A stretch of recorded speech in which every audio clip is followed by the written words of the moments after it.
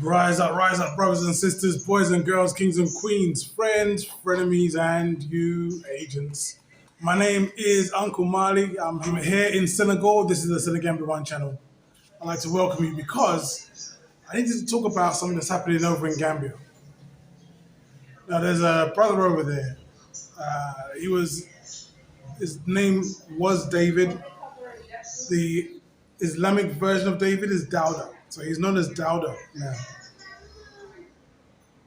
Now, brother is originally from the United States, and I've never met him before.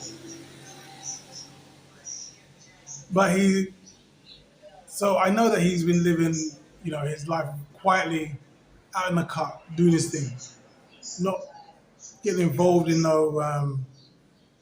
in the in crowd or trying to be someone who's popular. There's a brother who's been there um, for decades. Like he's like the original set of people. Me, I've been there 13 years ago. He's been there like I don't know, like 40 years. He's been there, and this brother has finally been arrested. I say finally because, according to sources that I've read online, he has land over in Gambia, has a nice piece of land over in Gambia, and he's kind of like had a pocket watching neighbor who's been watching his comings and goings, and has decided to call the police call the police on him. This is something that I've heard of before. There was a brother and sister who's also from the States. People were pocket watching them as well. They had the police up in their house. This couple, they had children. So they have children. I'm talking in past tense, like they're not around. They're no longer in Gambia. They've gone back to America. But this couple has children, young like babies, and because of their pocket watching neighbor, who called the police on them to say that they're actually, let me just change my words because I was thinking about the YouTube algorithm. They are purveyors of horticultural substances. That's what they've been accused of. And the police came down with no kind of like investigation. It just came down to their house, guns drawn, and started to wreck the house looking for these herbal products. Meanwhile, this brother, he's been living his life nice and easy, no problems. But now what's happened is that his neighbor has seen the amount of land he's got, and so he's called his brethren, them in the police department, and said, "Yeah, this American, he's also a purveyor of herbal and horticultural products." And so they came down, they searched him, so on and so forth, searched his land. They couldn't find anything growing on his land. They was expecting to find stuff growing on his land. Couldn't find anything growing on his land. But they did find one blunt in his pocket. And because of that one blunt, they said, yeah, case open, case closed. We know that is what you are.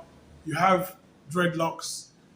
You are a foreigner and you have a blunt on you. So we're going to put you in the maximum security prison.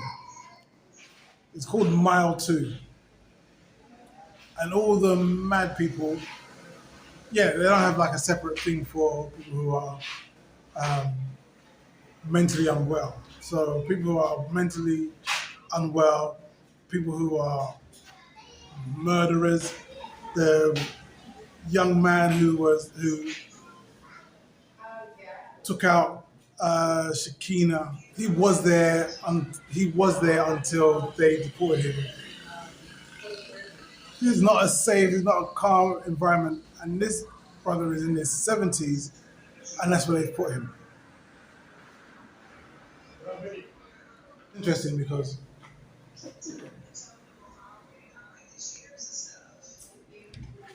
I've seen videos online where people are saying that living in the West has become so difficult. It's like becoming a third world country. Take it from someone who lives in a third world country, who's been living in a third world country for the last 13 years. You are far away from third world.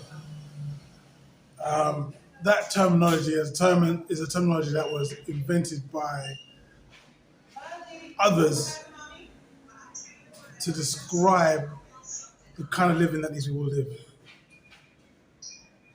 When you are so desperate for a come up, that anyone who's living an ordinary life, right? Like, here's a picture of Dawda. This brother is not trying to impress nobody. He's not driving around in the latest Range Rover. He's just living his life humble. And yet, still, these people come along and try to weaponize the state against our brother.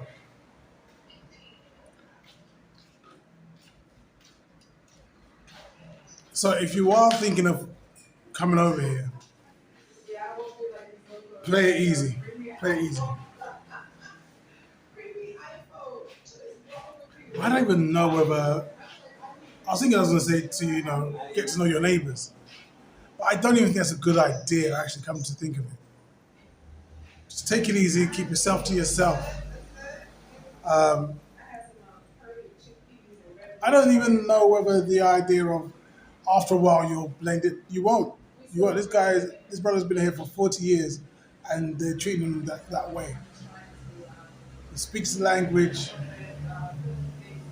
People who live in the area who've been interviewed by the press about him have said that he's a very nice man. He he shares food with the rest of the neighborhood. He gets on with it. He's definitely like inculcated himself into his environment, and yet still jealousy and envy will push someone to try and destroy our brother. So yeah, we got to be real careful, real smart about how we move. Before, I would say, sisters, you need to be, moving around in twos and so on and so forth. Keep yourself safe. Maybe that kind of same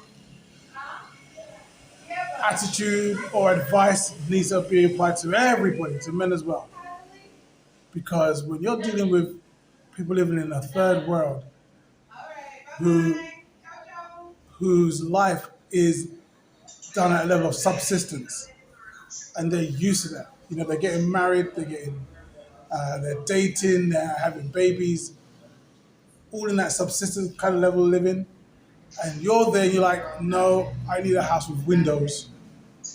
No, I need a house with chairs inside. When you're at that level, people will look at you and think the worst. So be careful, yeah? Keep your wits about you. This is Brother Marty. Take care of yourself. Peace.